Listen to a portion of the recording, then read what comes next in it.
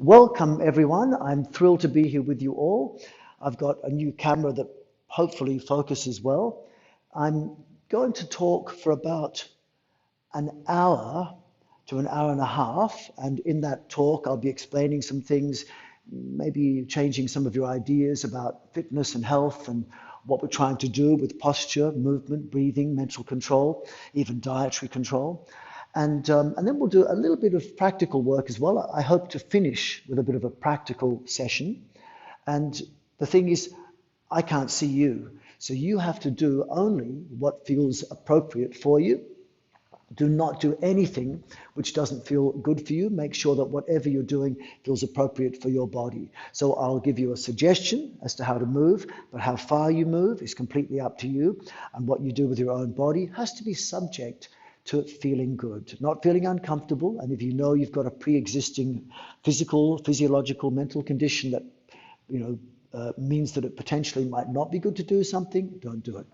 My topic for today is how you can leverage or use 12 different ways to pump blood around the body. Now, most people think that when you're trying to improve circulation, the most important thing is to improve your heart rate. Now, the heart is only one of the circulatory pumps in the body. And there's 11 other pumps that I've categorized in my studies as a research scientist and a physiotherapist, and also in my exploration of various forms of traditional posture, movement and breathing for the last 50 years probably. There's 11 other ways we can move blood through the body. And the thing about the heart is that the common lay idea is that you've got to get your heart rate up. You've got to do cardio for health. But the idea of doing cardio for health is a bit of a misunderstanding. The word cardio is an abbreviation for cardiovascular. And what we need is a healthy cardiovascular system. And the word cardio, or the portion of the big term, cardiovascular, where we say just cardio, that relates to the heart. And the vascular relates to the blood vessels. And what we want for a healthy cardiovascular system is for the heart to work very, very gently, low heart rate predominantly, and have the blood flowing very, very well. So what you want is to be someone who can, say, walk out into the snow with just a t-shirt on, and someone says, "Aren't you cold?" And you go, no, I've got good circulation. Someone with good circulation is said to be healthy. Someone who doesn't make their heart beat so fast while they're doing lots of things is considered fit. So when we think of fitness, often people think, get your heart rate up. But actually, fit people are the ones who run fast and their heart hardly beats at all. Whereas people who are unfit walk slowly and they're going boom, boom, boom, boom, boom, boom, boom. And this is considered unfit, unhealthy. So what we want is a person who is going to be fit because they can do a lot of things, but their heart rate stays low. Same with breathing. What you want is to not breathe so much while doing lots of things. You see, people think that it's all about breathe more, but actually the less you breathe while doing more things, usually the healthier you are.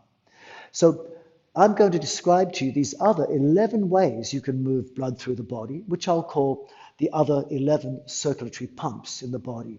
And they have different access points. For example, if you want to move blood through your body effectively, you want to stop blocking the blood flow. And what blocks blood flow is too much tension, too much stretching or inappropriate posture, too much breathing, too much thinking, and often too much eating. Okay, so my motto, if you want to really help encourage blood flow inside your body to have a healthy circulation, is to stop blocking it. So when you're exercising, when you're doing things, think, can you do it while tensing your muscles a little bit less? Could you get the same effect if you just relaxed muscles you don't really need? Can you stretch less? In other words, can you move into a position which doesn't feel like a stretch, yet anyone else would say you look flexible? Whenever you feel a stretch, actually that feeling of stretch is the body saying something's wrong. So depending on how you move into positions, you'll find that you can actually get flexible without the feeling of stretch. And this is something I'd love to share with you. You don't want to feel the stretch. You see, if you think of a garden hose as being something which transmits water from the tap into your garden, if the garden hose is folded in half, then it gets a good stretch on one side of the hose, but actually that prevents the water flowing through the hose. So similarly in your blood vessels, if you bend the body into a position which basically stretches one side and squashes the other, blood flow is impeded. And also, for most people, when they're feeling a stretch, what you're feeling is not just a lengthened muscle. It's a muscle that became lengthened via a stretch reflex. And so if you can relax a muscle while it's being lengthened, and you can do this by various ways of entry into a posture, say, you'll find that it doesn't feel like so much of a stretch. And I'll use this. I'll show you a little bit how we can do this. All right, so the other thing to do to move good energy and loving information through the body, or what I'll call good circulation, there's the good energy, and loving information I'll call a healthy dominance of your parasympathetic nervous system, that part of your automatic nervous system, which encourages the sensation of rest, relaxation, rejuvenation, and regeneration. When your parasympathetic nervous system dominates, you're not feeling stress, you're not feeling threat from the external environment, so all your internal organs can be functioning towards important things such as immunity, helping to recover from injury or sickness, and preventing sickness or injury, and then also helping your digestive system absorb food, absorb nutrients, digest food, absorb nutrients, eliminate toxic waste, that's important, and also help the function of your reproductive system. And your reproductive system is not just to have good sexual health, that's obviously useful, and good fertility, that's obviously useful if you want to have children, but good reproductive health means your system will regenerate, your brain cells can regenerate, your skin cells will regenerate. So a person with a good reproductive system can be 100 years old and still have skin like a baby, soft and silk-like. So this is what we want. We want to have a circulatory system where the heart rate stays low, because when the heart rate stays low, your parasympathetic nervous system is more dominant than your sympathetic nervous system. So the sympathetic nervous system is also called the flight or fight response. And it usually will be stimulated, the sympathetic nervous system, when your heart rate increases, when your minute ventilation or your breathing essentially increases, and when you feel things which the body interprets as stress, such as tension in the body, stretch in the body, or even frantic thoughts. Hence, I suggest stop blocking good, healthy energy flowing through your body, healthy circulatory system, and stop blocking the parasympathetic nervous system, which I'll call loving information, by tensing less, stretching less, breathing less, thinking less, and eventually learning how to eat a little bit less. The only proven diet is the eat less and you live longer diet. So this is not fun if you have to force it, but I find that when I practice the way I do, and I have done for many decades, I just don't require so much food. But if I adopt a practice of overtension, overstretching, overbreathing, immediately I am hungry. And that's most people will find this. And I've studied thousands of people when I'm doing this. All right, so is it possible to improve the flow of blood in your body without your heart rate increasing? Let's try a few different things. So what I'm going to talk about is now 11 other pumps of blood through the body. And if you can, I'd like you to try these things with me. I want you to sort of see if you can feel some of these things. And so what we'll do is I'll get you to stand and face me. So you face your screen or your camera, whatever you've got. And occasionally I'm going to be facing sideways so you can see a side angle. Sometimes I'm going to face away so you can see my spine. And if you notice, I'm not just a person who runs around naked. I've specifically taken a shirt off and worn fairly tight pants so you can see the shape of my legs and what my legs are doing. If I wore a shirt and loose pants, you wouldn't be able to see what I'm doing. So I need you to see my abdomen and how it moves. I need you to see my chest and how it moves, and how my shoulders move, and what my thighs and knees are doing. So I'm just explaining why I might be dressed like this in front of so many people who I don't necessarily know. So please face me, try these simple exercises. The first one is we can move blood through something other than the cardiovascular pump or the heart, and that's called the gravitational pump. So what I'd like you to do is I'd like you to take your arms up into the air. And if you take your arms up into the air, just see what happens to the flow of blood inside your body. And as we move blood through the body, what you might notice is a sense of heaviness or lightness in different parts of the body. And you might also sense a change in warmth in the body. Blood flow usually means the body starts to get warmer. So what I'd like you to feel is if you let your hands relax, blood starts to flow down with gravity. What we can call the gravitational pump is moving blood away from your hands. Now, if you let your hands rest by the side of the body, just relax with your hands by the side of the body, you'll notice the hands very quickly, if you're relaxed, start to become a little bit heavier in feeling. That's because they're filling with blood. And that filling of blood comes from the flow of gravity. You see, gravity is more powerful a pump than your heart. So again, take the arms up, and if you let the arms just be relaxed up in the air, let your fingers relax, it takes a few seconds for the hands to start to feel lighter. And that lightness is something which is not going to go away very easily because your heart beats faster. Making the heart beat faster would take a bit of stress to get the blood up to the hands. The heart is a very ineffective pump of blood, actually. And it's the pump of blood in the body that when it starts to increase rapidly, it starts to say to you, basically, you've lost all other possibilities of making blood flow easily. So let the hands be up in the air for a moment. Notice how the hands get lighter because blood is going downwards in the flow of gravity. Let the hands go down by the side. And within a few seconds, if you're relaxed, the hands will feel heavier with blood flow. Now, take one hand up and one hand down. And with one hand up, one hand down, it takes only a few seconds to feel blood draining from the hand above and coming down into the hand below. So the hand above becomes lighter, the hand below becomes a little bit heavier in feeling. That takes about 3 seconds if you're relaxed. Now change hands. Bring one hand up, one hand down, and just notice it takes about 3 or 4 seconds for the blood to start going to the opposite hand. So it's leaving the hand above and coming down to the hand below. And of course, the movement of blood from one hand to the other has to pretty much go through the whole body because it's not like one blood vessel is going to go straight from one hand to the other. You're improving circulation by just changing the position according to the field of gravity. So now if we change hands again, go one hand up, one hand down. And then again, one hand up, one hand down. Be as relaxed as you can, and you'll feel blood will start to move just because of the field of gravity. Now, if you want to make it a little bit more effective, try this. Take one elbow and shoulder up like this. And when one elbow and shoulder are up like this, you can imagine, based on what we've done, that now the gravity is going to flow down my upper arm. It's also flowing down my forearm into my fingers. But now if I take my wrist up like this, the blood's going to start falling down from my wrist down to my body, but it's also going from my wrist into my fingers.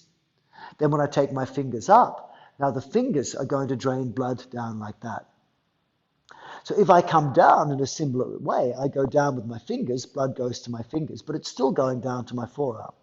If I bend the elbow, now the blood's going to go down to my fingers, but also my upper arm. Then I bring down my arm. Now it's going down from my shoulder to the rest of the body. Now I drop my shoulder. So in other words, I'll get a different effect. If I just took my arm up, and you can try that, wait for 3 or 4 seconds, bring your arm down, wait for 3 or 4 seconds. Now go up and down, joint by joint. So lift one shoulder first, relax. Then lift an elbow, relax. Then lift your wrist, but not the fingers, relax. Then lift the fingers, relax. Then go down from the fingers, down from the elbow, down from the upper arm, down from the shoulders. Try with the other arm. Simply take one arm up and one arm down. Now compare. Take up the shoulder, the elbow, the wrist, the fingers. Come down from the fingers, the wrist, the elbow, the shoulder. And blood flow is a bit different. Blood flow will effectively happen very quickly with the gravitational pump, provided you're relaxed. If you're not getting the effect, try it again a little bit slower. Take up your hand from here, go slowly up, but relax your hand. Then take down the hand slowly.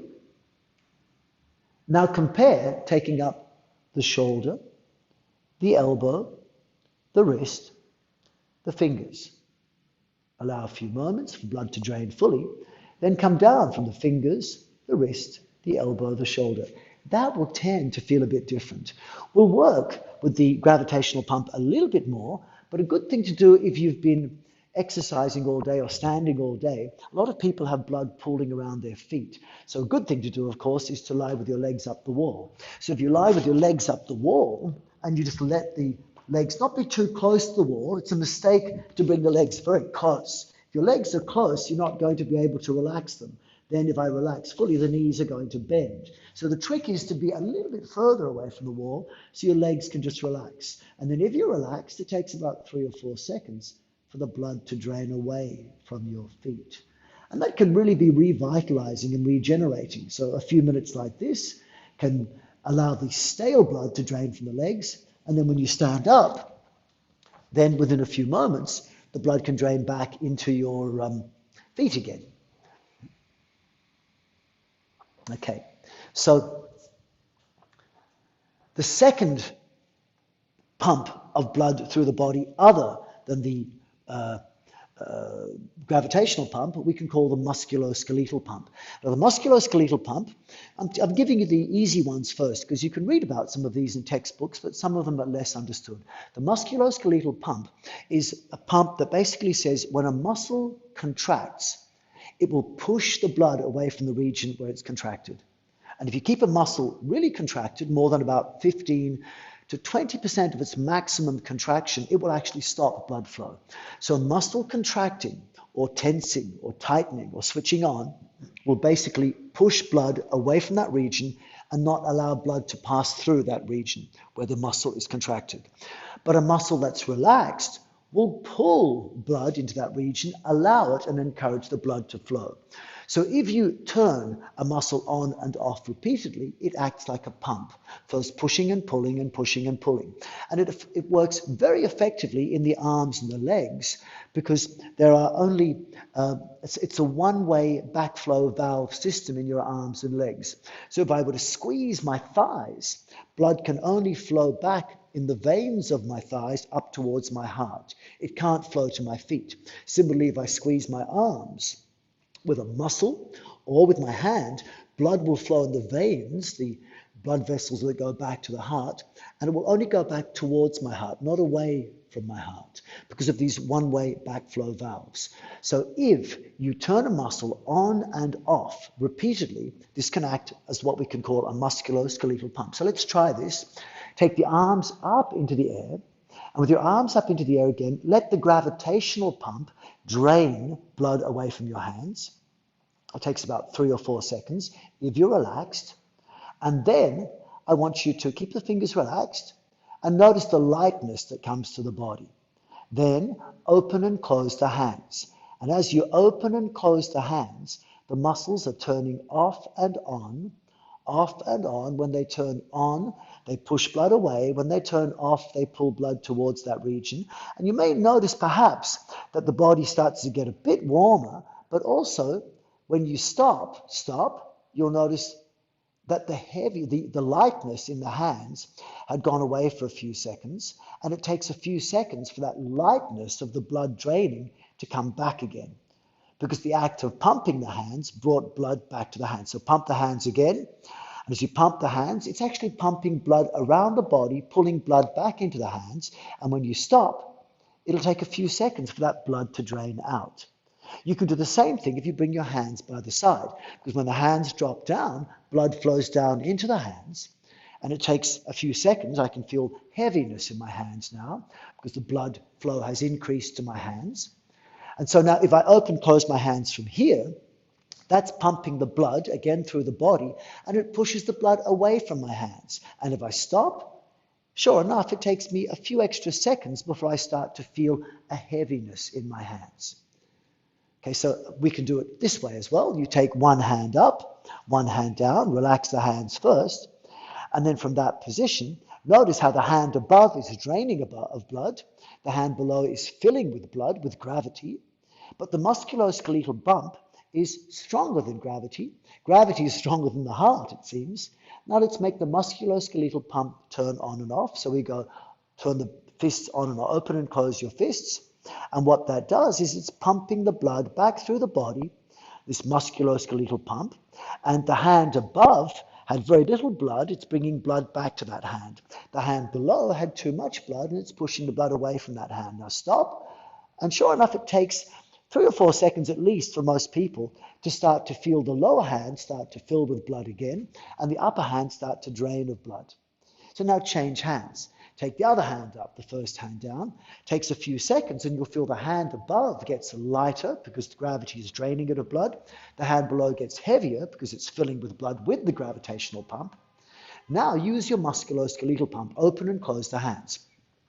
And as you open and close the hands, that's pumping the blood away from the hands so that the hand above is now getting more blood and the hand below is pushing away some of its filled up blood. Now stop for a moment. And sure enough, it takes a few seconds for that feeling of lightness in the upper hand and heaviness in the lower hand to come back. So this then is the musculoskeletal pump. And we can use the musculoskeletal pump in many different ways. You can use it by turning on and off muscles like I was doing then. I could even turn on and off the muscles of the hand, not just fists like this, but rather like playing a piano. So try and do this. Go, imagine you're playing a piano and press the thumb first, then the index finger, then the middle finger, then the ring finger, then the little finger. Now come up with the thumb, then the ring, the middle index, then the middle finger, then the ring, then the little finger. So go thumb 2, 3, 4, 5, thumb 2, 3, 4, 5. Open and close your fingers like playing a piano. And this acts as a musculoskeletal pump, even more effectively perhaps. So you can take your hands in the air and open and close your hands like this. And because this is a smooth flow effect, it has a better effect. Because if I had to summarize the ways of moving blood through the body rather than saying 12 ways to move blood through the body for 12 different pumps, the quickest way of doing it is by moving actively, moving from your core, breathing naturally and moving fluidly like I'm doing now. To make this movement happen from the core, I'd have to make my core move at the same time. And we can come to that in a little bit. Now release. Notice if it makes you feel a little bit warmer perhaps. You can also do it with something like your shoulders. So for example, lift the shoulders up, bring your shoulders down. Go shoulders up and shoulders down. When the shoulders go up, the muscles above the shoulder become active. The muscles below the shoulder relax. So bringing the shoulders up and down activates a musculoskeletal pump. But the shoulders going forward tightens muscles at the front of the shoulder. Shoulders going backward tightens muscles at the back of the shoulder. So if I also go back and forth like that, whenever I go forward, I push the blood away from the front and pull it to the back.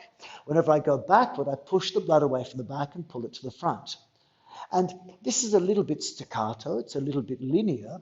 Energy works better in a circle. So if I want to make the musculoskeletal pump work more effectively, I work in a smooth circle. So rather than going up, down, forward and backward, let's try going in a circle. So what I'd like you to do is follow me. I'm facing sideways so you can see the sideways angle, but basically take your shoulders up, then down a few times, up, then down. Stand with your knees bent, drop the hips, relax your abdomen, tense less. Now move shoulders forward and backward, forward and backward. Now make a circle.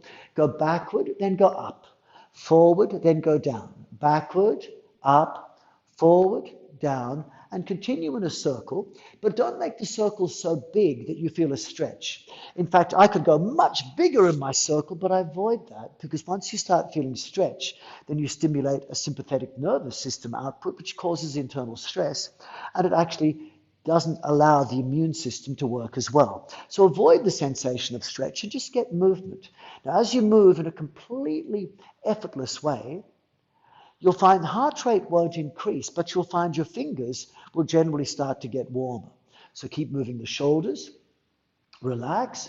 And notice as you move the shoulders like this, the blood starts to increase to the hands and your fingers start to get warmer.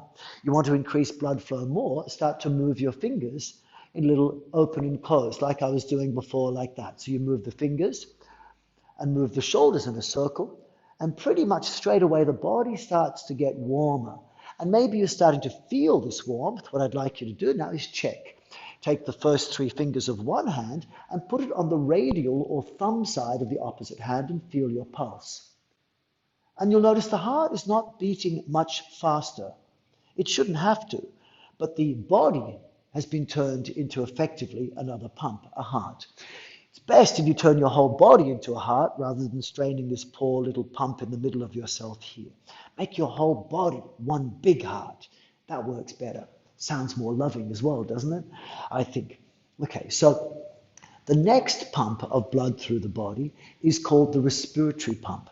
And the respiratory pump of blood through the body acts to use the muscles that we use to breathe to affect blood flow. Now, the muscles we use to breathe include your diaphragm, which sits like a dome below your rib cage, like this. And so this diaphragm is able to move downwards when you breathe in and move upwards when you breathe out. So it contracts when you breathe in, and it relaxes and lengthens when you breathe out, when you feel like you're breathing into your abdomen. So if I breathe into my abdomen, I'm using my diaphragm, that's an in-breath, you'll see my abdomen will puff out. Now, although it might look funny to let your belly hang out like this, and many people don't want to do that because it looks ugly. Look at how children are. Children always walk around with a relaxed belly. Of course, if you pick a child up, their abdomen goes instantly rock hard. Mine is firm as soon as I want to make it firm, and it's relaxed as soon as I want to relax it. One of the biggest problems with people's abdomens and many muscles in most people's bodies is they never fully tighten and they never fully relaxed. And a muscle that can't fully relax or tighten properly is pretty much like a paralyzed muscle. Any muscle that can't fully relax may be as useless as a paralyzed muscle. Some people think that paralyzed people are people who have got flaccid muscles. But, I've worked a lot with beautiful people who have different types of paralysis. And often muscles that are paralyzed are actually very, very tight. So it's important that you learn to relax, and all movement should start from your core.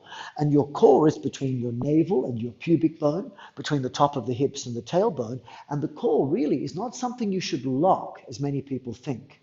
You should move from the core, not lock the core. And so to move from the core also means you should breathe from your core. And this is, of course, what you do in the most regenerative thing you do every night, and that's sleeping. So when you're sleeping, a good, healthy sleep is not one when you breathe into your chest and then breathe out from the chest. That's often a stressful breath for most people. That's shallow breathing.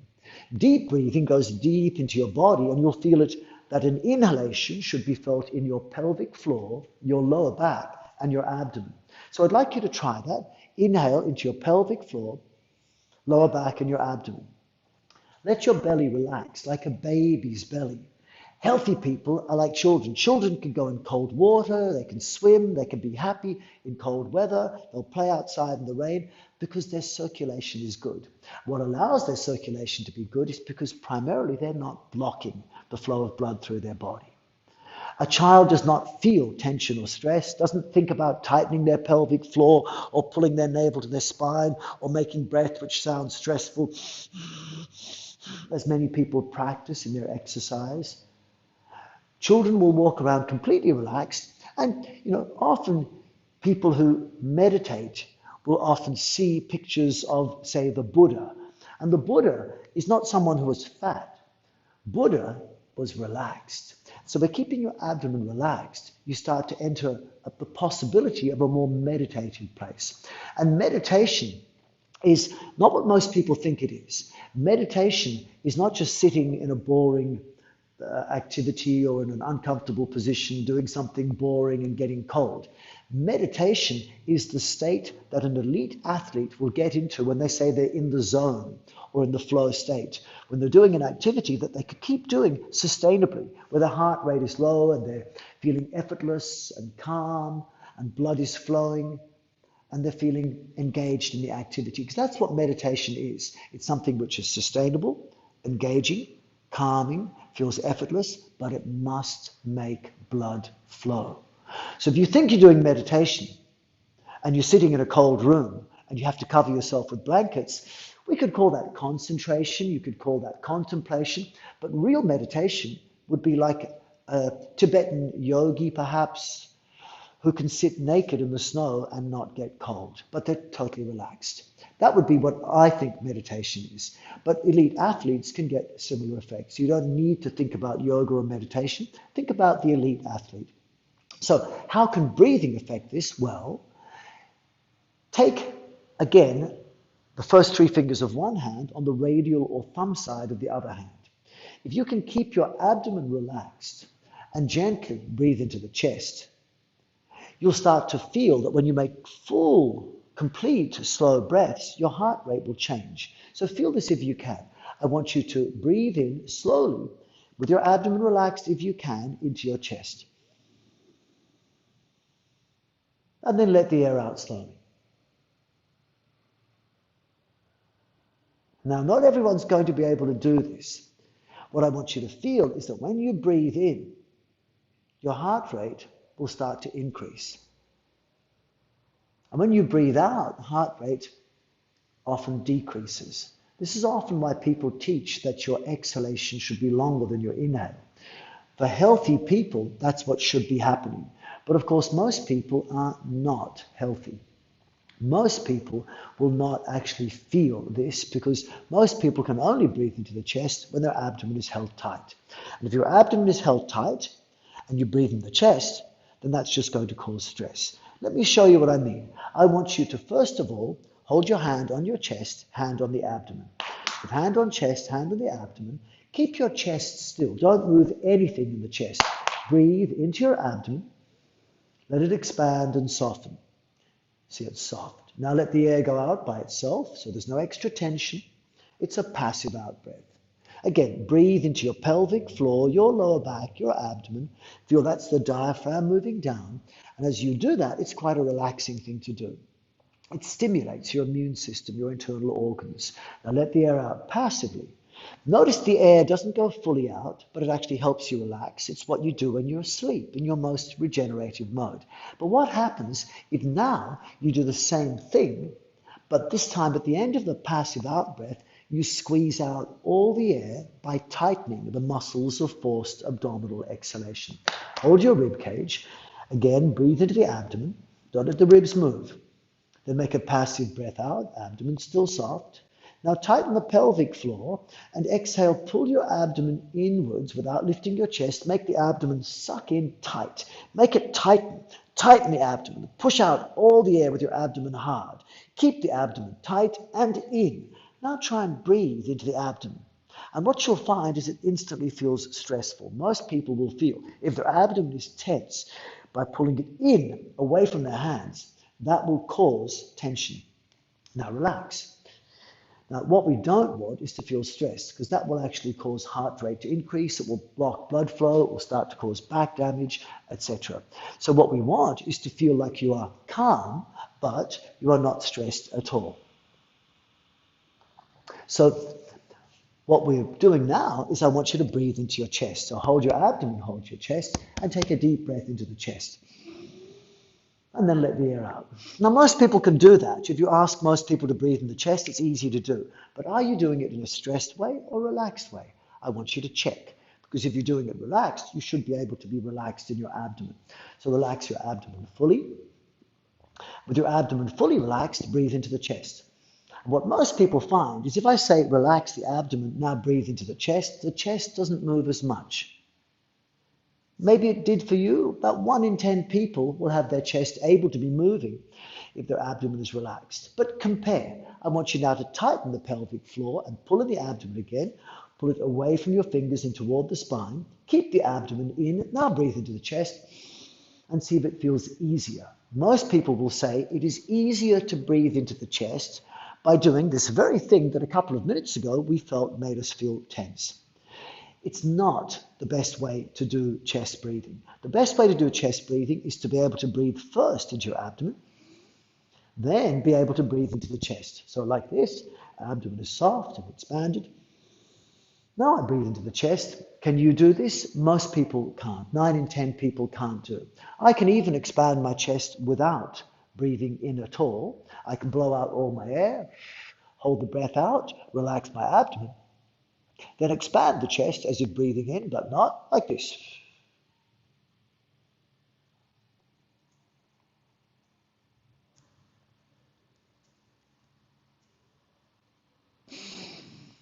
That in modern science is called a Mueller maneuver. It's pretending to breathe in while holding the breath out.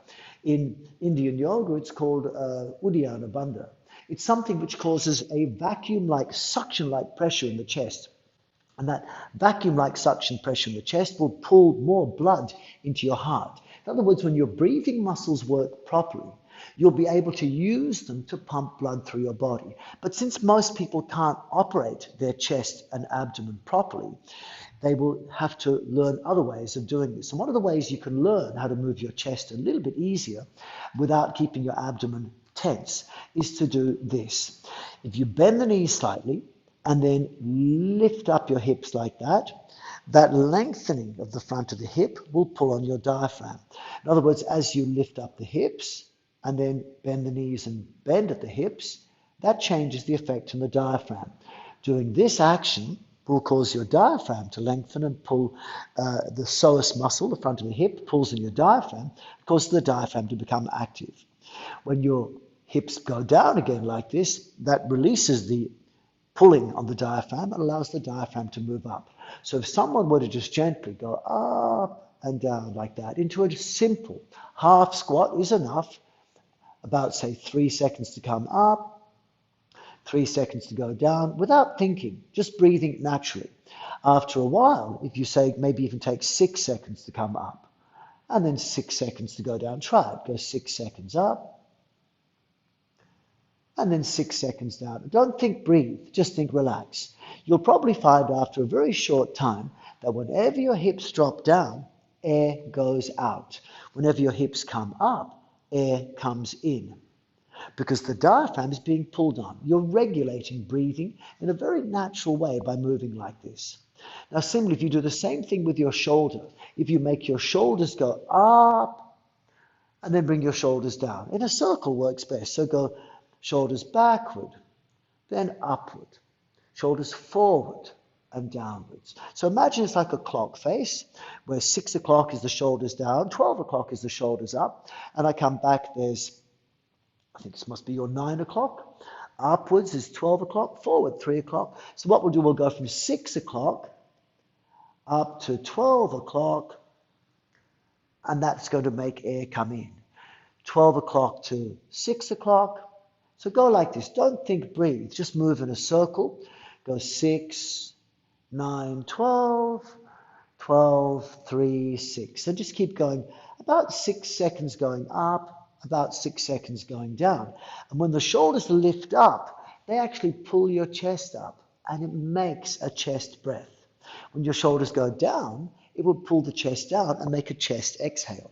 So if you synchronize this with your hips going up and down, so bend the knees again, go shoulders and hips backward and up, shoulders and hips forward and down, backward and up with shoulders and hips, forward and down with shoulders and hips. And that will start to move blood by virtue of the respiratory pump, without even thinking breathing.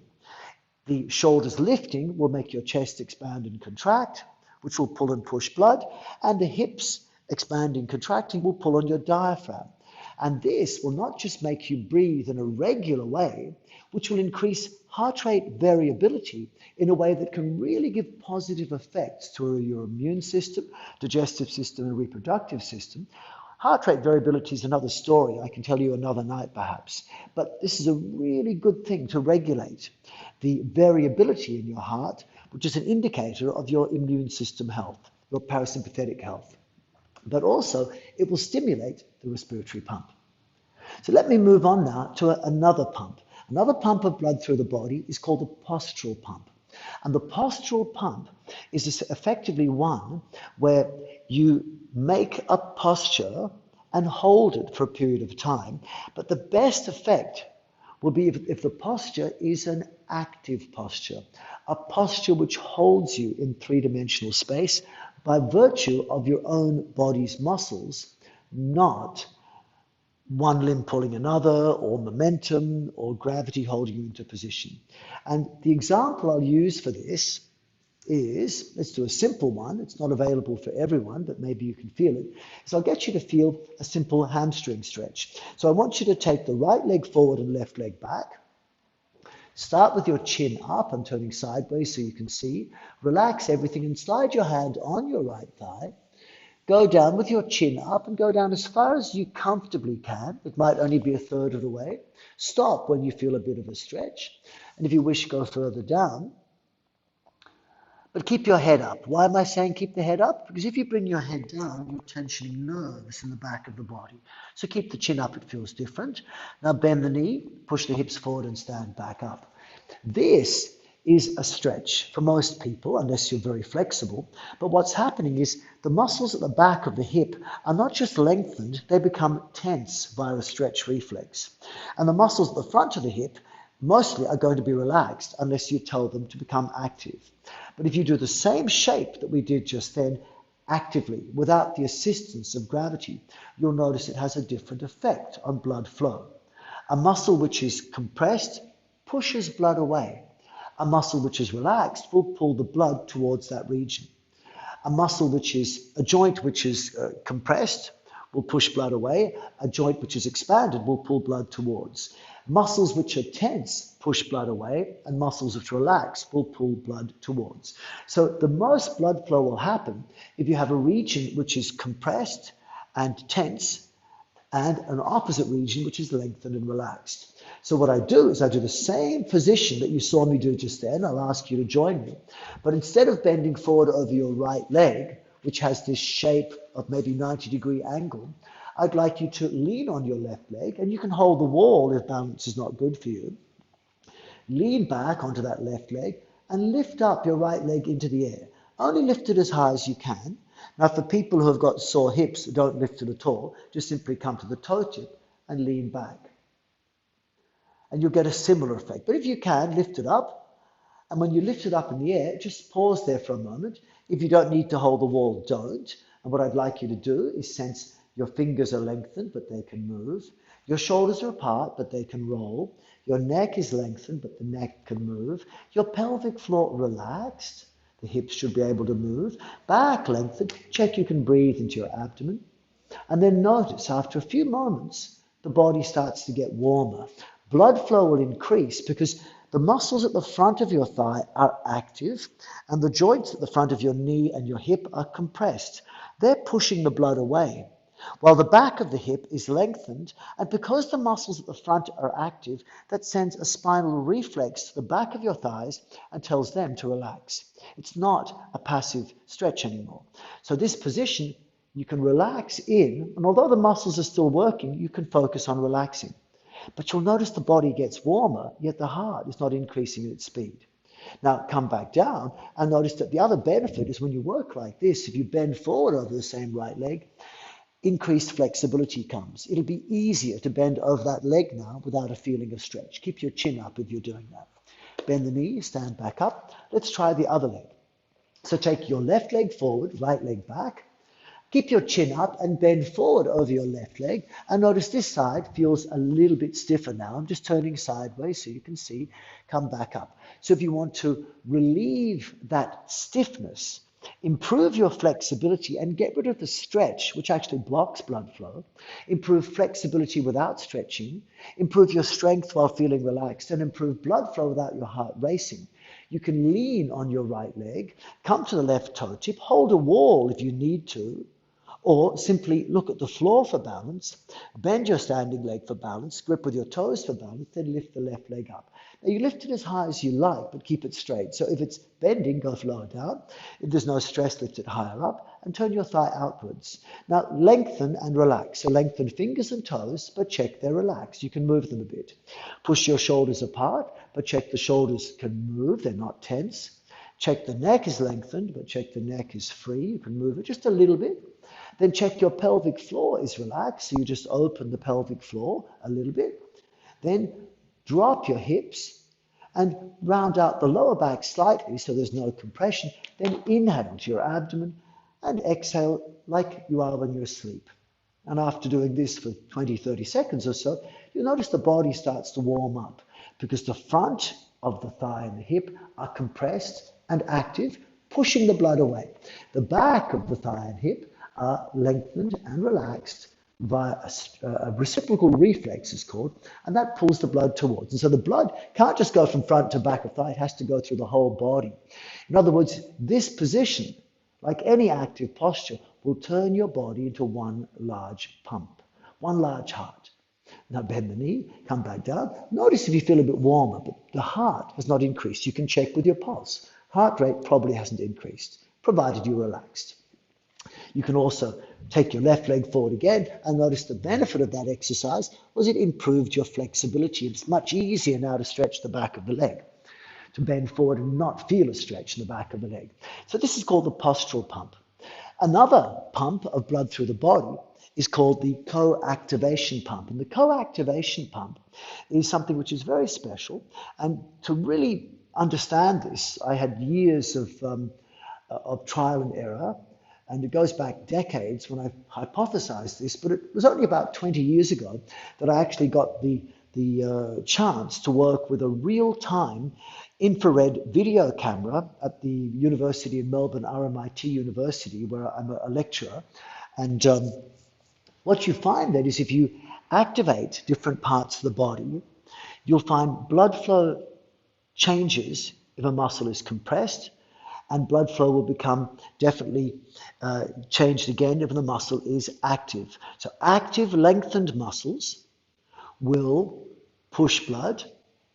So active compressed muscles will push blood away and prevent blood flow. Lengthened relaxed muscles will pull blood towards.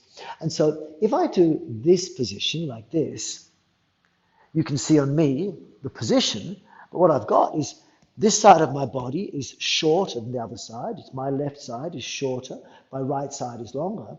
And I've made it so my left side is firm, my right side is relaxed. So you see my right side soft, left side firm. That's not an easy position to do. But what happens is as soon as I do this, if I look in a real-time infrared camera, my left side goes to 32 degrees. My right side becomes 37 degrees. It happens within 3 seconds. If I change sides, now my right side is firm and compressed. That pushes the blood away. It goes to 32 degrees because it's got less blood. Less blood means less temperature. The right side improves in blood flow. It's funny because you'd think that the place where there's most compression and muscle tension, you'd think that's where there's the most heat. But it's not the muscle tensing that generates the heat, it's the presence of blood. So this position has right side firm and compressed, left side lengthened and relaxed, and that pulls the blood. So now my left side is 37 degrees, my right side 32, and I can see this on an infrared camera, and if I simply change sides, then I get a similar effect. Now, I can get you to feel this, but you probably won't feel it like I'm feeling it. So what I'll get you to do is try a simple position to achieve this. And I want you to just sense how your body feels. Which side of your body feels warmer? Which side feels colder? Probably about the same temperature. So to experience what I'm asking, shift the weight to your right leg, come to your left toe tip, then lengthen the back of the body, lengthen the right side by dropping your right hip, lifting your right shoulder and elbow if you can. Then keep the back lengthened, shift the weight to your right leg, bend the right knee, then lift your left hip up. And as you do that, you'll feel the left side should become firmer. Relax the right side more. Just relax in general. Then if comfortable, look at the floor for balance. Grip with your toes for balance and lift up the left leg as high as you comfortably can. And you could hold a wall if you need to, but you'll feel the left side becomes firm. The right side can relax if you just tell yourself, relax the right side. So effectively, this position is the same as the one I was doing. The more you lift your right shoulder and elbow, the more you drop your right hip, the right side lengthens more. The more you lift your left hip and push left shoulder closer to the left hip, the left side compresses more. Now I'll just face you, keep the same side, but what I'm doing to make the right side softer is I'm just thinking, breathe naturally. Breathe like when I'm asleep. Open the pelvic floor, drop the hips, breathe into the abdomen. Check the fingers can move, the shoulders can roll, the neck is free. Check you're calm. And then come back down and just relax. And just notice then, if you just relax for a few moments, does one side of your body feel warmer than the other? And so if you do this exercise, you'll probably find that after waiting a few moments, the right side of your body, the side that was lengthened and relaxed, is actually warmer than the left side, which was firm and compressed. Most people will find that. But even if you feel a difference in temperature without the heart racing, you're on the right track. Let's try the other side.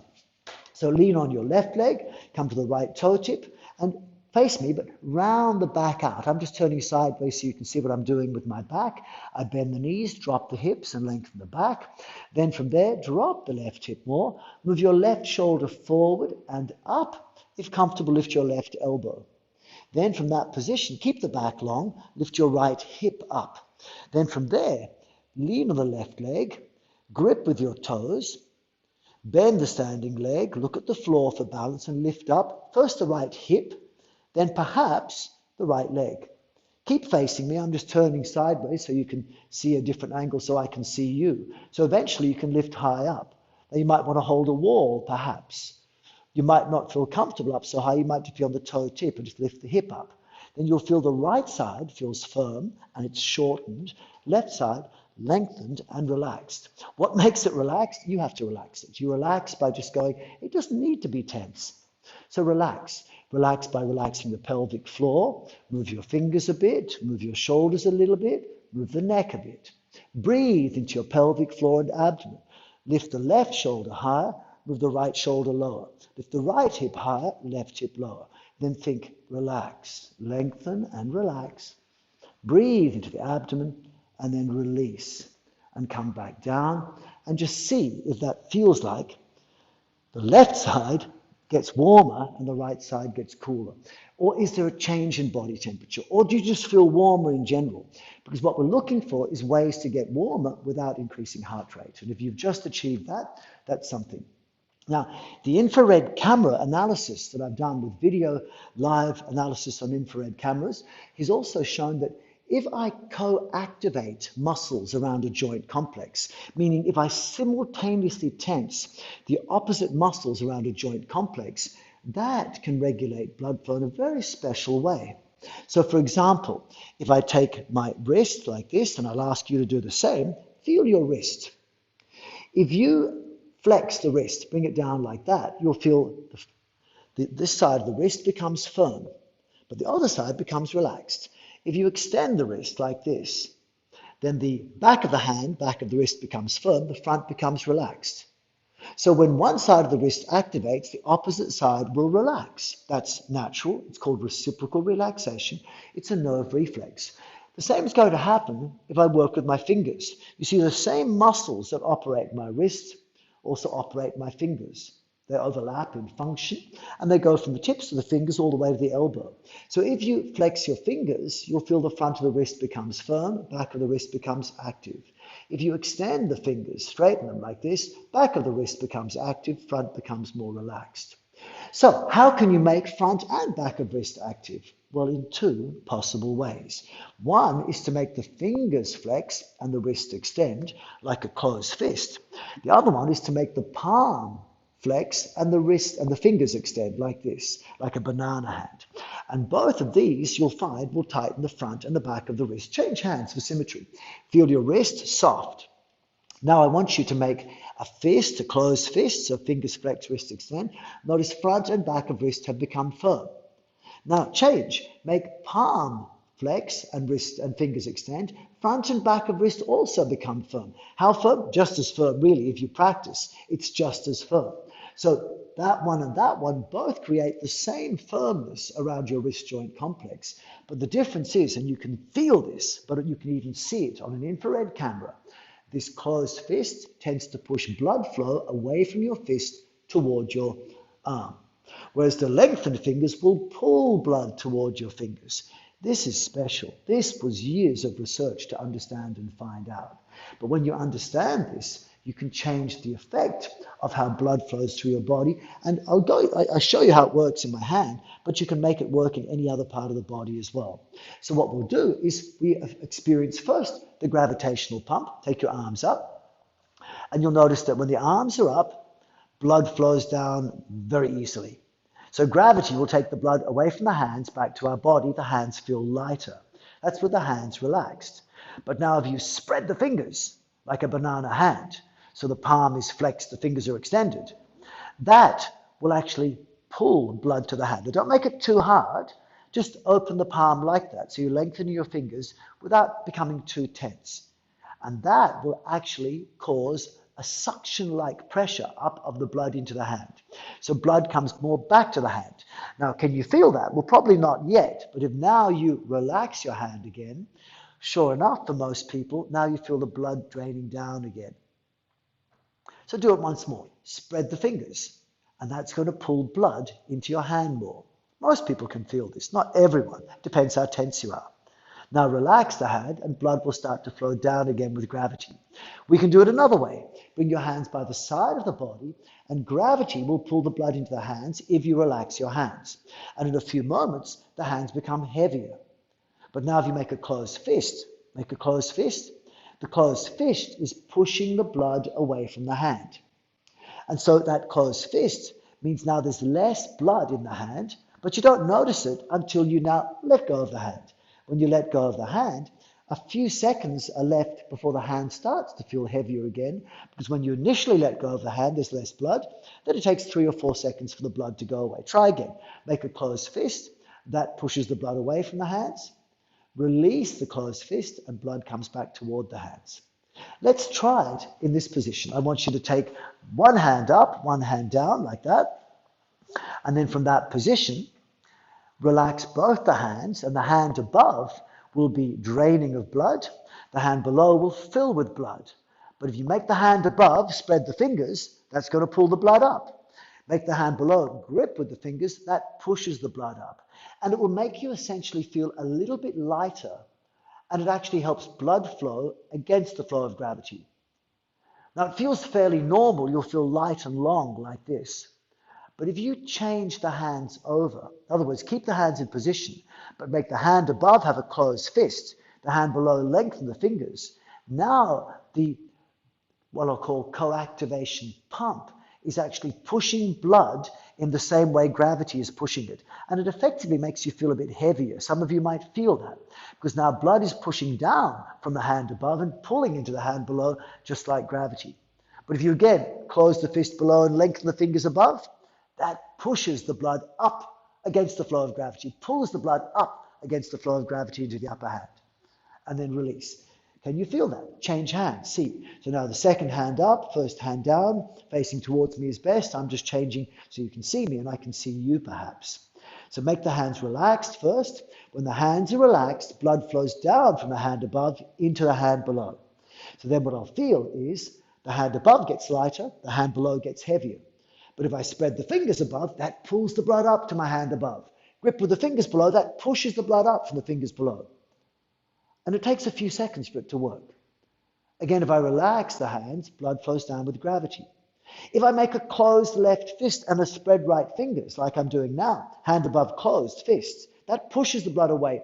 The same way gravity is pulling it down, I'm pushing it down. The hand below is pulling the blood down the same way gravity is pulling it down. So this just makes my body feel heavier. Everything's going back toward the floor. Better, for most of the time when I've got my arms up, to make the hand below closed fist, the hand above lengthened fingers, and it will start to promote blood flow against the flow of gravity. This is useful. And you'll find that also it doesn't have to be so gross. I can move like this. If I move like that with my hand, that tends to pull the blood toward the finger, push the blood out of the fingers. Doing this, it pulls the blood toward the fingers. So this pulls blood into me. This pushes the blood away from me. It almost feels like moving energy. So we can feel this, if you like. If you take your elbows like this, if you bend the elbow and straighten the elbow, bend the elbow and straighten the elbow, that doesn't really move energy much. Energy is a representation of your blood flow.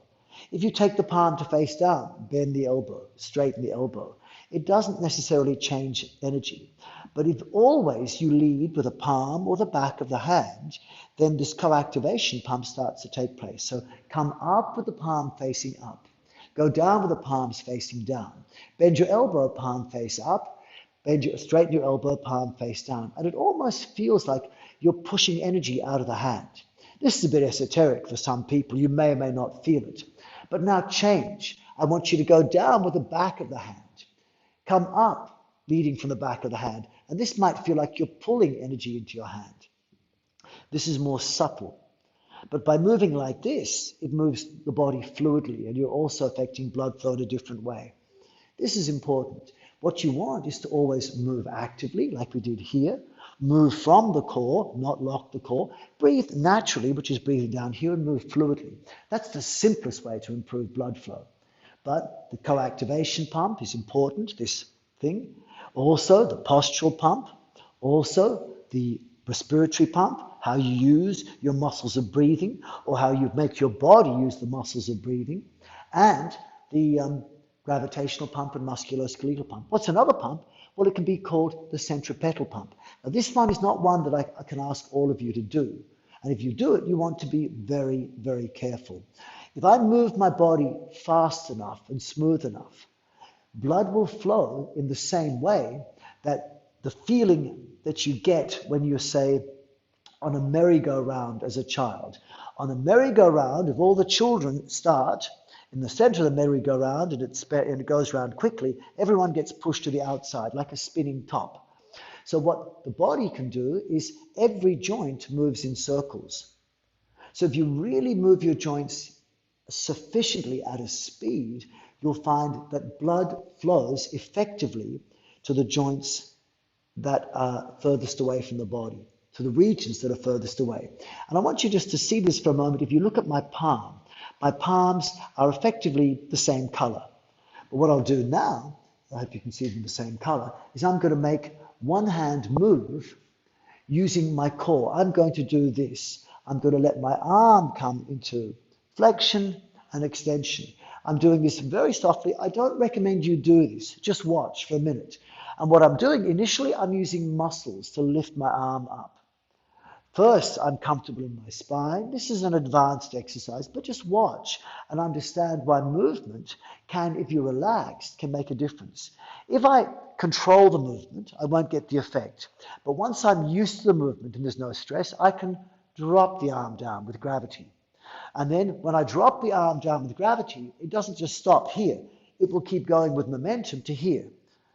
And it'll fall back down like a pendulum. But if I give it a bit of a kick with my core, like a child on a swing, if you let them just swing by themselves, they eventually stop when they're young children. But if you have to give them a push, and it's usually a thrill as a parent when your child finally learns the trick to keep themselves swinging. So to keep your arm swinging, you give a kick with your core. I move the core forward. So what I do is I come to a certain speed, and I now let my arm fall with gravity and use my core to kick it forward. So then I start to feel the body is moving, but the arm is just relaxed. How relaxed? It's a little bit like this. So what I feel is, here is something which bends, but if I move it like this, it looks straight. Whereas if I let it bend, it can bend. But as soon as I move it with momentum in centripetal force, it straightens. So I can do that with my arm. And I'll do it with my arm, but I don't recommend you do it first. You really need to understand your own arms and your own body first. But I'll do it slowly first, then gradually increase the speed, and I'm moving first actively from my core with natural breathing in a fluid way. Then now I'm moving at a point where I'm letting my arm just fall down, using momentum to bring it halfway up, and then a kick from my core. You see, if I put my fingers into my core, you feel the abdomen just pushes out slightly as I bring it forward. And I'm going to go a bit faster, more relaxed, more relaxed, more relaxed. And now I'm starting to feel my fingers filling with blood. My fingers fill with blood. Heart rate doesn't have to increase to do this. And the better you get, the less you need to increase blood, increase heart rate. But what I'm using is a centripetal pump, like a centrifugal force or centripetal force is bringing blood to my hands, and the fingers will start to swell. And you can see when I stop, one hand is more red, this one, the other hand is more pink, this one. So that can be very, very obvious. It may not be obvious in this light, but you can feel it's a thickness in the hand, and you'll see the hand change color even after a while.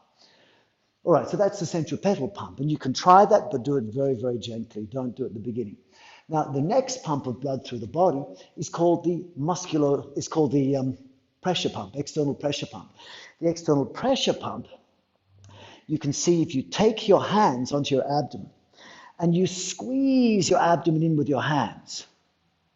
When you squeeze your abdomen with your hands gently, don't hurt yourself, you're pushing the blood away from that region. And if you relax your abdomen by breathing into it, so breathe into the abdomen, and then let the air go out by itself, and you can even push the air out with your fingers like squeezing a sponge. So breathe into the soft abdomen, then let the air come out by itself, and also squeeze the air out with your fingers if you can. You're doing two things.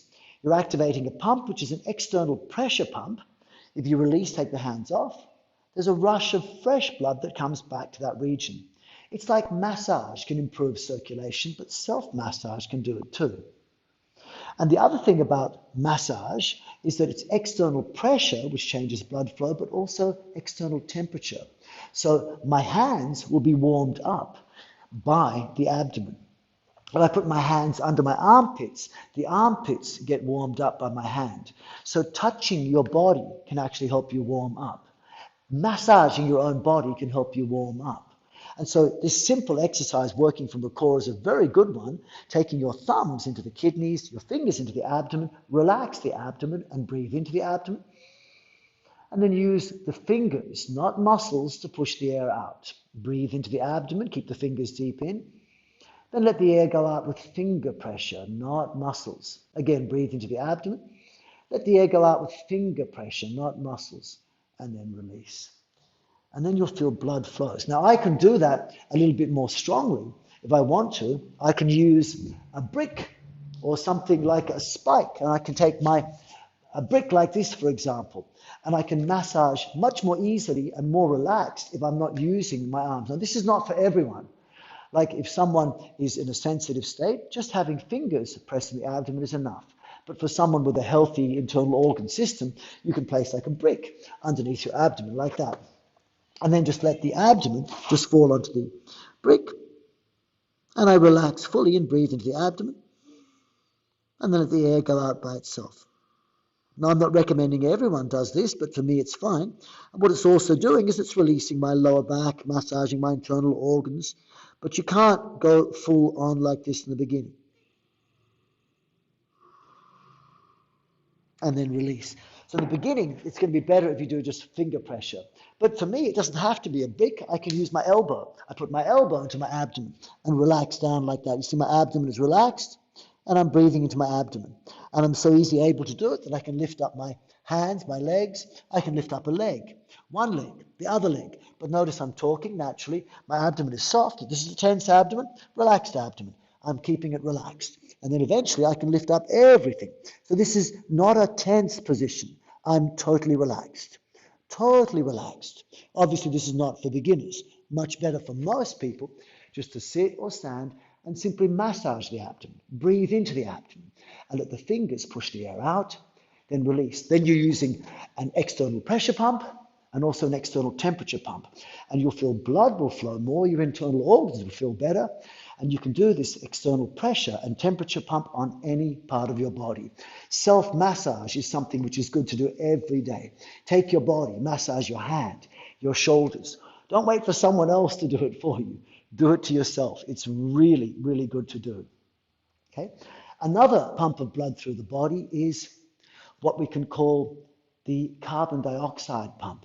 You see, most people think that breathing more is better for you. Now, there are some benefits on a musculoskeletal level, on a physiological level for using your muscles of breathing. But healthy, fit people hardly breathe at all. One of the benefits they get from hardly breathing at all is by building up carbon dioxide. Carbon dioxide will build up more with the less you breathe. And when it builds up, the carbon dioxide will open important blood vessel portals inside your body, bringing much better blood flow to important regions of your heart and your brain, etc. And so you'll actually improve blood flow, oxygen transport into your lungs. You'll calm your nervous system more by breathing less. Now, how do you do this? Well, you have to, of course, not consciously overbreathe. In the beginning, the best way to learn how to breathe less than normal is not to force it at all, but rather breathe naturally and go back to exercise. In other words, avoid the idea of thinking, I am exercising, therefore I should take deep, full breaths. No, you are exercising, think I should be more relaxed, and you'll get a much better result. And so learning how to relax and breathe naturally while you're doing exercise is the first step for what in Indian yoga they would call pranayama or breath control. When you get more experience, you can gradually reduce the amount you breathe consciously. So I can comfortably breathe one breath every 2 minutes for about half an hour to an hour. But I've been doing breath control for 50 years. In the beginning, the best way to regulate your breath is to just breathe naturally. That's a good start. But move, don't be still. So the simple movements include the ones that I was showing you before, of moving the hips and the shoulders in circles like this. So notice my pelvis is going from my lower back backward and up, and my pubic bone forward and down. Notice where my hands are.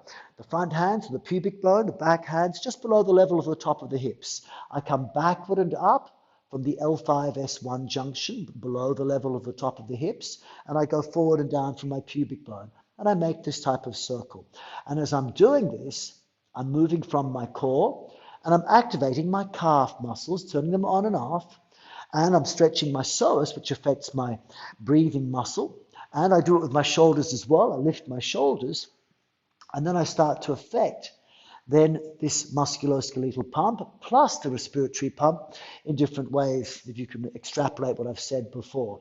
And this you do really slowly is fine. And you can go further. If your arms are good, you can do this palm open close as well. You can also lift up the arms higher if you wish. And when the arms go up, one joint at a time, and then come down. Notice I'm leading with the palm and pushing the palm down. I come up with the palm and then down like that. And as I do it very softly, very slowly, I'm not trying to stretch. I'm trying to stay as relaxed as I can. The movements will trigger turning on and off of muscles, your musculoskeletal pump, and you can try this. Plus also the arms going up and down trigger the effect on the gravitational pump. And when you take your arms up, at the end of the arms up, I'm lengthening my fingers. And that gives this co-activation pump, which pulls the blood up. So going back to what we did before, if you take up one joint at a time, relax, lift up the shoulder, blood flows down to your arm, then lift up the elbow. Now the blood is flowing with gravity down the forearm and the upper arm. Then go to the wrist, it flows down to fingers, then go up. Now it's fully flowing down, but now I lengthen my fingers. As I lengthen my fingers, the co-activation pump pulls everything back up. So what I want is to stay relaxed until I come up, and then I stay as relaxed as I can going down. And you start to incorporate all the different pumps that we've been using so far. Then another important pump is one called the anti-gravity pump. Now the anti-gravity pump works the same way that trees will actually pump water from the roots up to the leaves. And I won't spend long on this, but effectively it's the idea that the roots of a tree absorb water and the leaves get rid of water. So the water that leaves the roots of a tree has got less salt, but the water that leaves the leaves to go back down the tree has got more salt. So the water leaving the leaves is heavier, higher salt concentration. Water leaving the roots has lower salt, lower concentration. It's lighter water. So water sticks to itself. So like a pulley system, the water from the roots goes up and the water from the leaves goes down. The water pulls itself down. Heavy water flows down from the leaves. Light water, low concentration water flows up from the roots. And this is how trees can actually take water hundreds of meters, sometimes hundreds of feet up in the air, something which you can't do by suction alone. It was a mechanism which, it took a long time for people to understand. But the thing is, the body works the same way. It works that the kidneys, your kidneys around here, they act like the roots of a tree in a way, because what they're doing is reducing the concentration of salt in your blood. So because the kidneys will eliminate salt, excessive salt from your blood, the blood that leaves the kidneys is lower in salt. And because your lungs will cause you to breathe out water vapor, you feel water when you breathe out. That means the blood that leaves your lungs has got less water, higher salt. So the blood leaving the lungs is tending to fall down. The blood leaving your kidneys will tend to flow up. But this only happens if your lungs are higher than your kidneys. Now, old people in nursing homes will sometimes find that they feel much more comfortable if they're sitting upright, and they actually sleep sitting upright. But if they lie down on a bed, their blood flow is not as good. And some people feel that if they lie down, they're going to die. But the truth is that when they sit up, you get the extra functioning of this, what we can call an anti-gravity pump or a levity pump. And many people take advantage of this, and I certainly do, by raising my bed. So actually what I do is I put maybe about this much height underneath the head of the bed, and I use old books, the ones that you used at school that didn't really think were useful, but you still kept them. Now you can use them to put under the head of your bed. And so I make the head of my bed higher, that much higher than the base of my bed. So my head effectively is about 5 centimeters, 10 centimeters higher than my feet. So always my lungs are higher than my kidneys. And what this does is it improves blood flow while you're asleep. It improves kidney function. You see, turning yourself upside down will disable this. So when we're practicing then, my suggestion is keep your body so that the head and the heart and the lungs are always above the kidneys and the hips. This type of activity, like I was doing this simple activity here, like this up and down, I can do it with one leg forward, one leg back. And so I'm keeping my knee bent, heel up or down. And as I'm doing it, I'm avoiding going forward like that. That will over-tighten my back. I'm avoiding leaning backward. That just compresses my back and over-tightens the front. I keep in the beginning just head above hips. And that will start to move blood much more effectively. Notice I'm still lifting the shoulders. Everything's soft. You try it on one leg if you like. Keep the head above the hips. And then from there, change sides. Go back leg, other leg forward, other leg back. You can have the heel up or down. And as you're doing it, make your pelvis go in a circle. Lift your shoulders up and down. And if you're comfortable, also move all of the joints if you can. And you'll start to feel the body warm up a little bit. There's one more pump of blood through the body, and that pump is what we can call the thought pump. And what they have found repeatedly in different studies around the world, which I've done also in various laboratory situations, is if you think of any part of the body, blood will flow into that part much more easily. So to make the blood flow into any part of your body, keep awareness, be focused. So what I'm going to get you to do is move every joint a little bit. And I'll keep reminding you of the different joints. And throughout this little short practice, I'll get you to feel each part of the body. And as we move into each part, I'll ask you to move each part from the core. And if possible, you keep it moving. But if not, it doesn't matter. You can let it go still. And I'll tell you to think about another part. So we've got 9 or 10 different main parts of the body. And I want you to see if you can move them a little bit in conjunction with your core. For this practice, just breathe naturally. Don't force, don't overdo. So I want you to start, face me. I'll face away. That's what I'd like you to do. Be like I am now, but I'm going to occasionally turn sideways or face you to explain. So I want you to start with your fingers. I want you to move your fingers like playing a piano. Now as you do it, go down with the thumb first, up with the thumb. Down thumb first, other fingers, up thumb, opening and closing.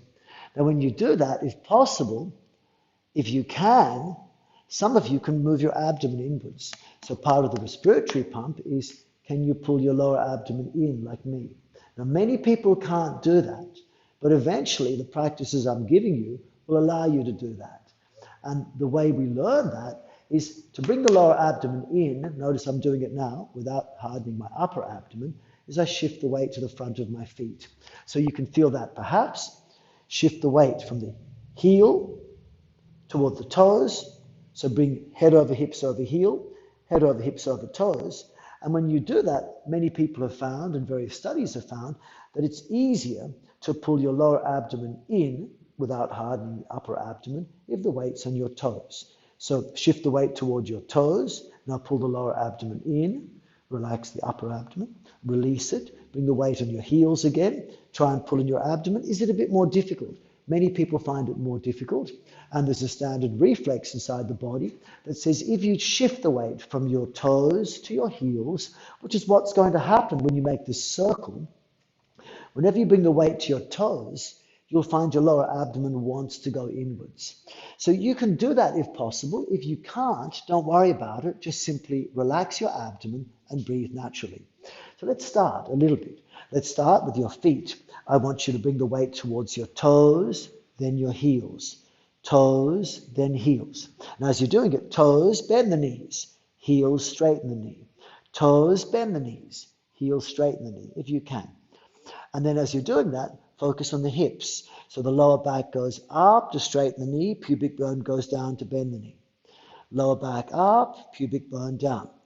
Then as you're doing this, expand the back first, then the front, and then push the back forward, bring the chest in. So you're bringing an expansion to your back, then your front as you go up, push in the back, push in the front as you go down. Go slow if you wish.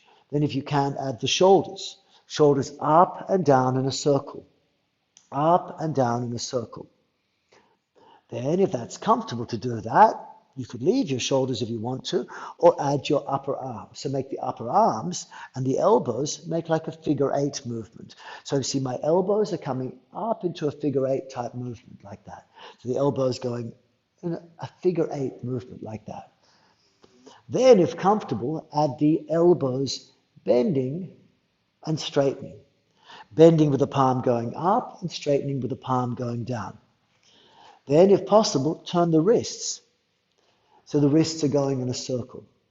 Then if possible, make the fingers work in a circle. So the fingers like a piano. So you keep doing this, and you can do this in different positions. So the simplest one is the one that I'm doing now. So let's go through the movements again. We go make the toes, focus on the toes, opening and closing. Now make the focus on the knees, bending and straightening. Now make the focus on the hips.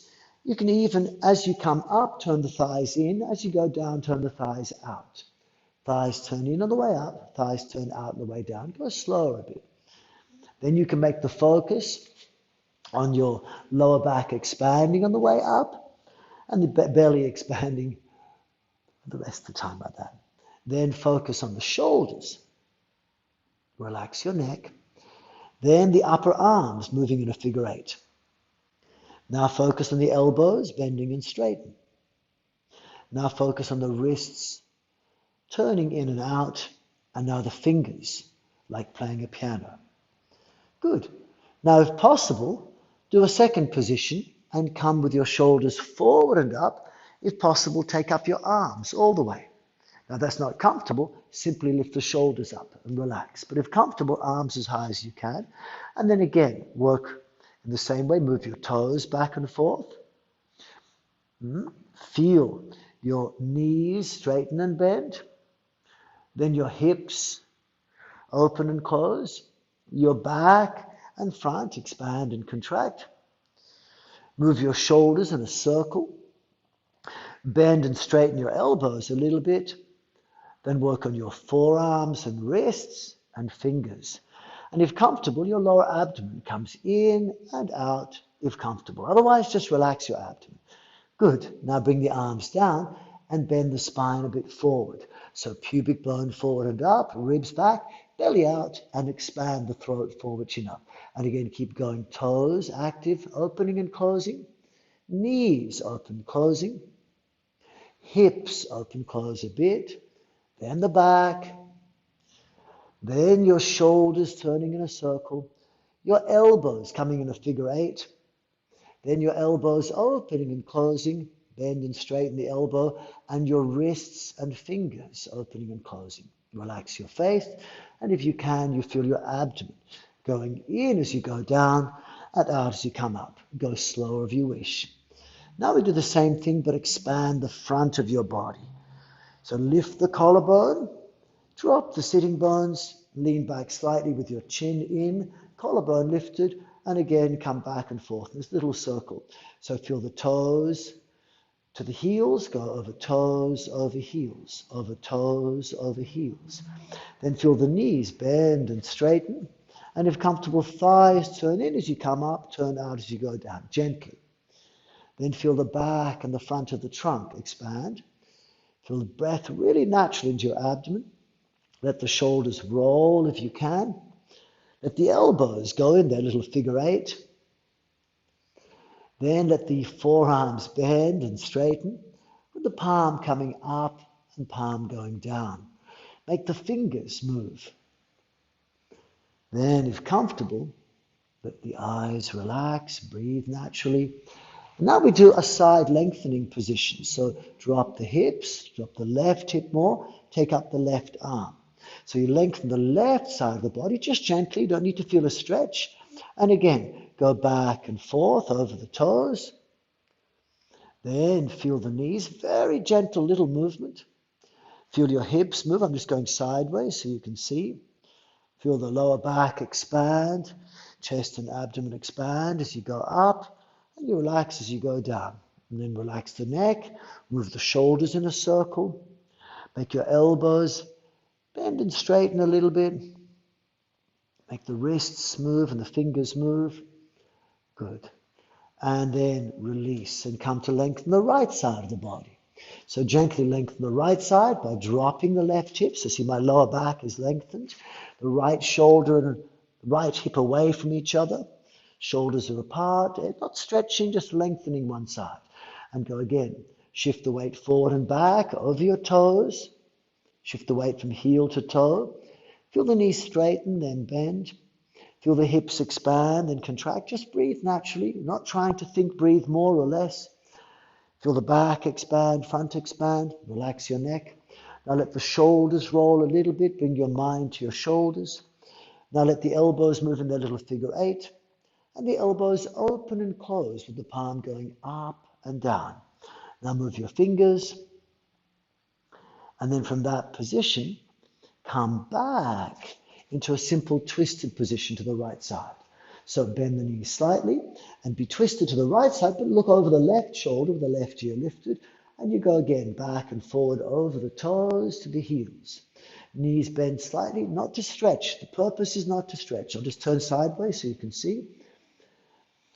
Then have your hips just moving back and forth. Feel the lower back expanding, chest expanding, and relax on the way down. Feel the shoulders roll gently. The elbows moving a little figure 8. Then the elbows bend and straighten with the palm up and palm down. Now make your fingers work. Check your fingers can move, your neck can move, your abdomen can breathe, and you're calm. And now release and gently turn to your left side. So still facing me and you're on your left side now. And again, go with your toes back and forth.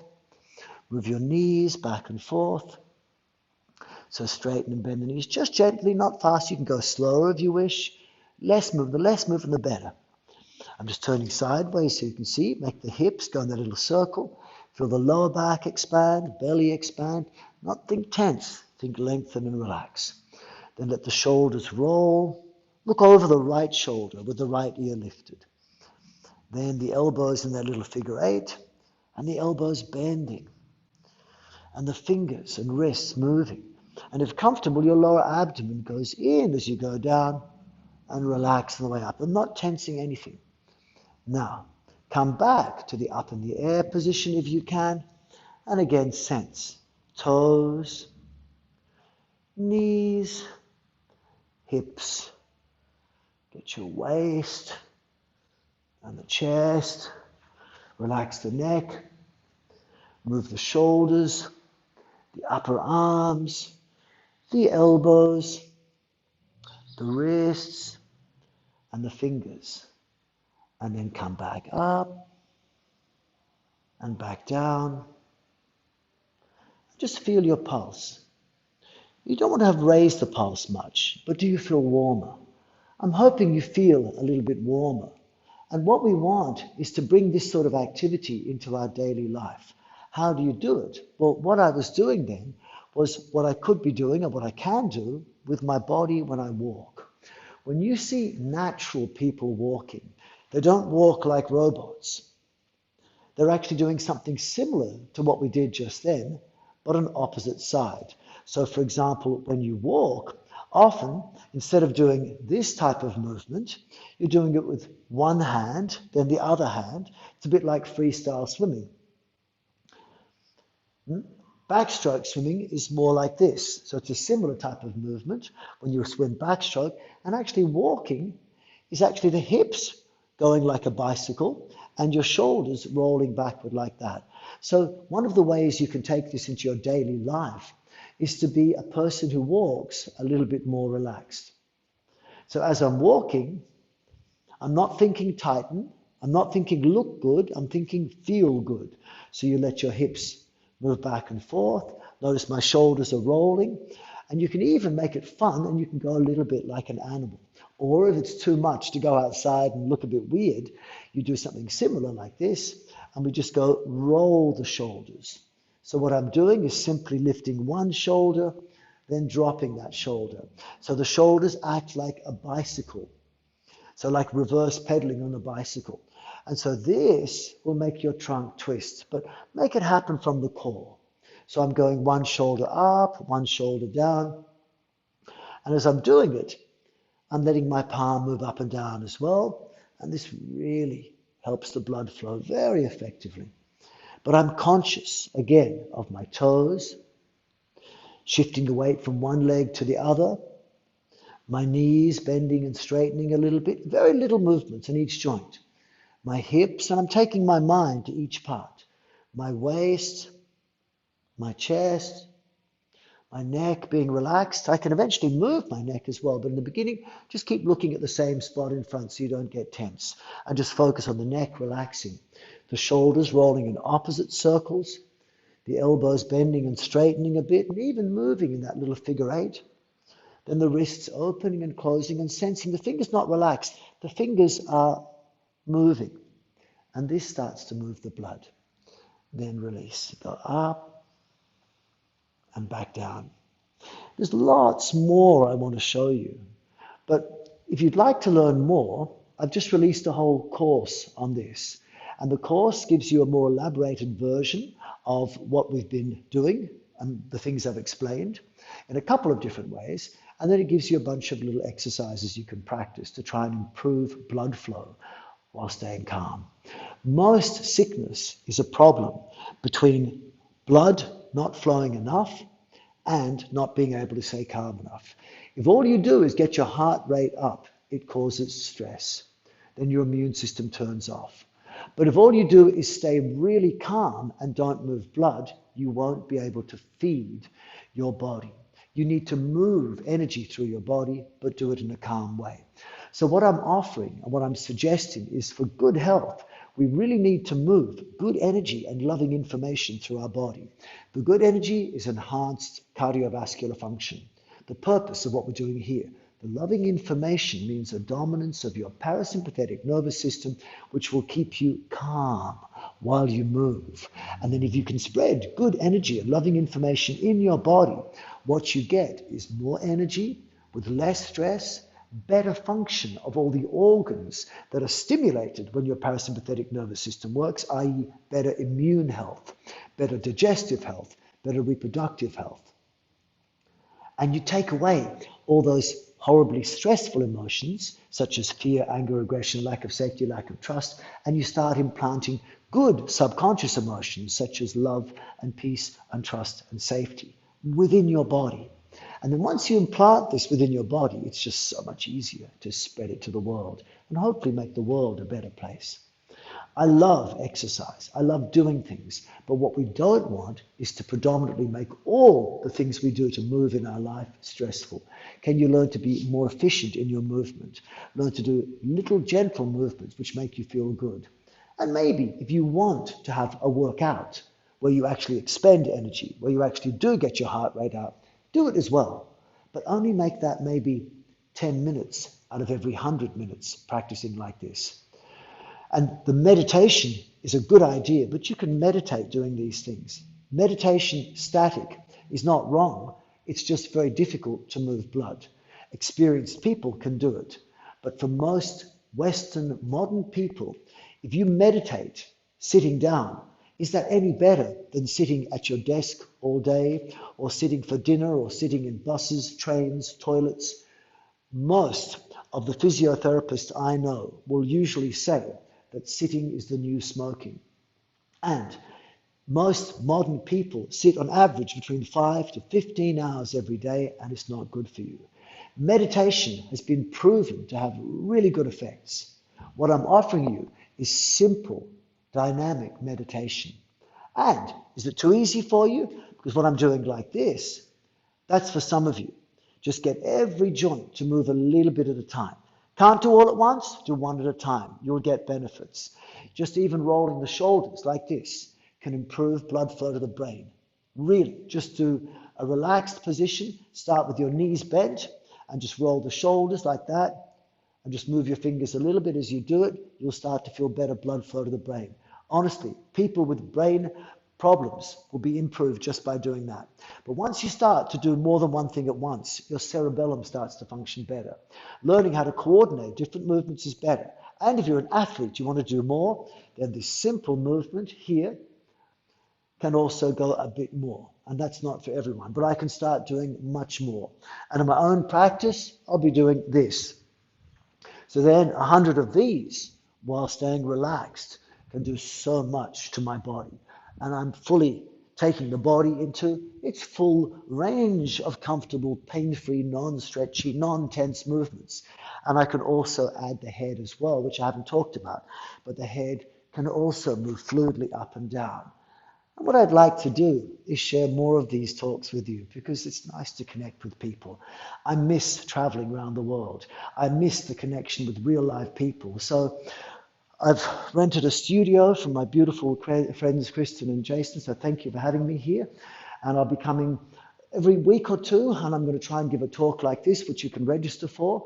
But if you can help support me and sort of maybe have a look at some of the other things I've got a course where you can do this, then I can keep doing it. So if you like, go to the website, simonborg-olivier.com, and I've got lots of things there that you can look at, including this course now, which is like what I've got here, what we've been doing today. It's called the 12 different ways to move blood through your body. But if you're interested in other things, then I've got other courses, which I'll talk about other nights, on breathing, on how to do standard posture, fitness, strength, flexibility. And if you go to my other website, yogasynergy.com, where we've been doing modern yoga for the modern body, traditional yoga for the modern body. And I do that with my wonderful business partner, Bianca Matchfuss, who's also a exercise-based physiotherapist. And on that site, we have therapeutic applications of posture, movement, and breathing, the applied anatomy and physiology of posture, movement, and breathing, or modern yoga, if you like, as well. But all the poses people do in modern yoga, you also use for dance, gymnastics, martial arts, etc. So we're giving you a practical way of working with this. So I look forward to spending more time with you. Come and join me. Not next week. I've got to go teach in Sydney next week. Some of you might be interested in joining me there. And write to me if you are. And but probably the week after, I'll do another talk like this. Thank you very much for coming, and I look forward to seeing you soon. If you want, you can join my membership site at simonborg-olivier.com, which is where I'm going in 5 minutes' time, and we answer all sorts of questions. Love you guys. Keep spreading good energy and loving information inside your body. Do it for yourself, then share it with the world. Thank you, love you, and much, much appreciated for being here.